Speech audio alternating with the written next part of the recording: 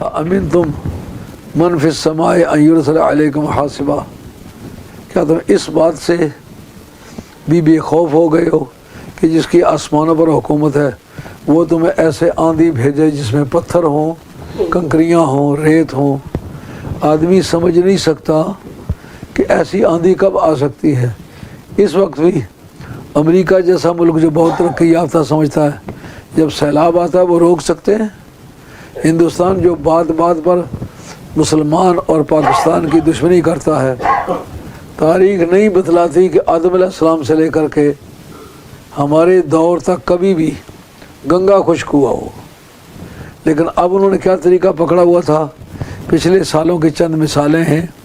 جب موسم برسات ہوتا تھا تو یہ اپنی ڈیموں کے بند کھول دیتے تھے، نتیجتاً ملک پنجاب میں ایسے سیلاب آئے کہ اربوں نہیں کھربوں روپے کی بھینسیں اور بے شمار جانیں، لوگوں کے مکانات، لوگوں کی فیکٹریاں، لوگوں کے کارخانے، کاروباری اڈے، تجارتی مرکز تباہ ہوتے رہے۔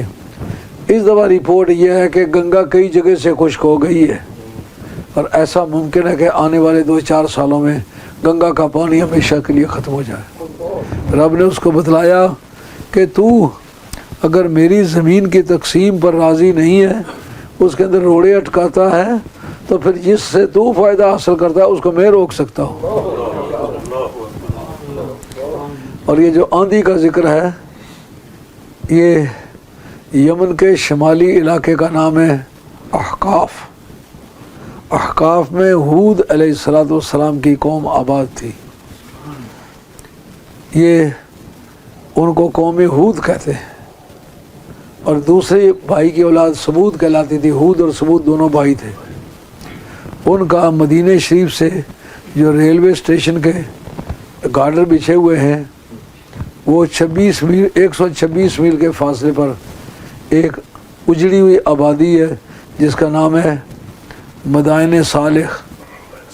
ترکیہ کے زمانے میں یہاں سے ریل گزاری گئی تھی، استنبول سے لے کر کے مدینہ طیبہ تک انہوں نے ریل یہاں گزاری، زیر کے گارڈر بچھائے تھے۔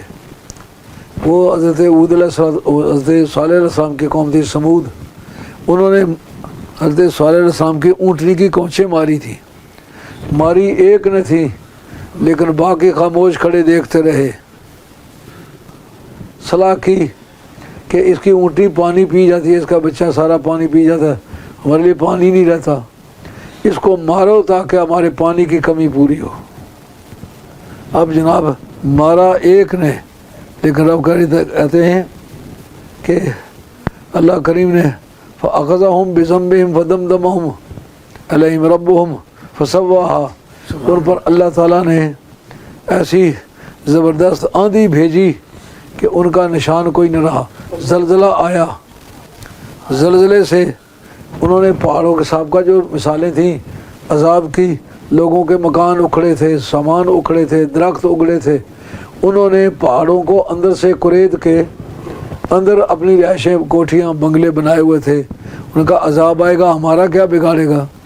لیکن ایسی وہ چیخ پڑی کہ دل پھٹ گئے۔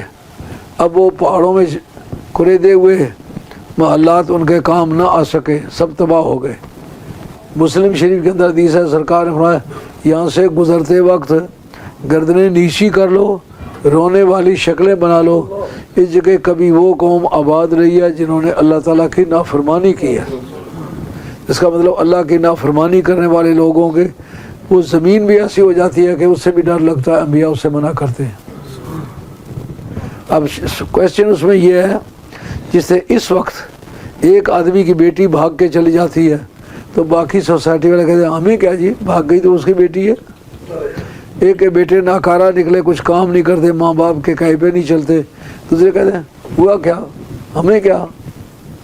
جس وقت صالح بن قیدار نے حضرت صالح علیہ السلام کی اونٹی کی کونچیں ماری، وہ قوم دیکھ رہی تھی، کسی نے اس کو منع نہیں کیا۔ اس کو قانون کی زبان میں کہتی ہے کرمنل ابیٹمنٹ، اعانت مجرمانہ، یعنی کسی کے گناہ کو آسان بنانے کے لیے کوئی قدم کیا جائے، کوئی اقدام کیا جائے، خاموشی کی جائے۔ تو انہوں نے اس گناہ میں شرکت کی ہے، جو ظالم کا ہاتھ نہ پکڑے اسے وہ ظلم میں شریک ہے۔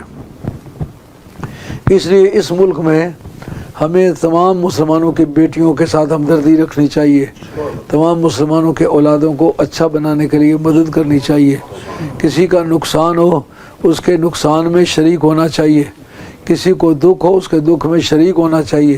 یہ کہنا ہمیں کیا، اس سے پتہ چلا جرم کرنے والے کو بھی وہی سزا ملی، جو جرم دیکھ کے چپ رہنے والے ہیں ان کو بھی سزا ملی۔ یہ قرآن مجید نے متعدد جگہ یہ مضمون پیش کیا ہے کہ گناہ سے منع کرنا، گناہ سے روکنا اور ایک خاموش رہنا۔ اللہ نے گناہ کرنے والوں کو بھی پکڑا، جو خاموش رہے ان کو بھی پکڑا۔ بچے تو صرف وہ بچے جنہوں نے گناہ سے منع کیا اور جھگڑے کیے، ملامتیں صحیح، مخالفتیں صحیح، عداوتیں صحیح، وہ لوگ بچے۔ اس لیے ہمیں اللہ کی بارگاہ میں سرخ رو ہونے کے لیے جو آرام رزق کماتا ہے اس کو نصیحت کرنی چاہیے، جو آرام کام کرتا ہے محلے میں، اقربا میں، کسی کی عزت میں خیانت کرتا ہے، آپ کے علم میں ہے، آپ دوستانہ طریقے سے اس سے باز کریں۔ اگر خاموشی سے آپ ٹھنڈے دل سے دیکھتے رہیں گے تو اس جرم میں آپ بھی شریک شمار ہوں گے۔ اس لیے جتنے حاضرین ہو، مرد ہیں یا عورتیں ہیں، جو بھی اس مجلس کے اندر بیٹھا ہوا ہے میری باتیں سن رہا ہے، اس کی ڈیوٹی ہے کہ وہ گناہ کرے بھی نہیں، گناہ کرنے والوں کو گناہ کرنے سے بھی روکے۔ وہ جو قوم ہود احقاف میں آباد تھی، حضرت ہود علیہ السلام نے ان کو کہا باز آ جاؤ، نہیں تو یہ لہلہاتے باغ، یہ پھولوں سے لدی ہوئی پھلواریاں اور یہ لدو اونٹوں کی طرح پھلوں سے لدے ہوئے پھلدار درخت آن کے آن میں ختم ہو جائیں گے۔ وہ اس بات کو تسلیم نہ کریں۔ انہوں نے کہا اگر یہ تمہاری بات سچی ہے تو کب آئے گی؟ کیا بتائے گا کب آئے گی بتاؤ؟ آپ نے وقت سے پہلے ان کو بتلایا کہ عذاب الہی آنے کی تاریخ مقرر ہو چکی ہے۔ اس بات ہی بعض آ جاؤ تو بعض آنے کا ٹائم ہے، نہ بعض آئے۔ ایسی آندھی چلی کہ مکانوں کی چھتوں پر لوگوں کے چارپائیاں بچھی ہوئی تھیں، وہ مکان بھی زمین سے اٹھائے اور وہ سمیت چارپائیوں کے 2,000 میل کی دوری پر ایک دوسرے سے فاصلے میں گرائے کہ ہڈیاں ان کی بکھر گئیں، کھوپڑیاں بکھر گئیں، اور کوئی فصلوں میں آج تک وہاں ایسے حالات ہیں کہ اگر آپ احقاف کے علاقے میں جائیں کوئی سبزے کا چانس نہیں ہے۔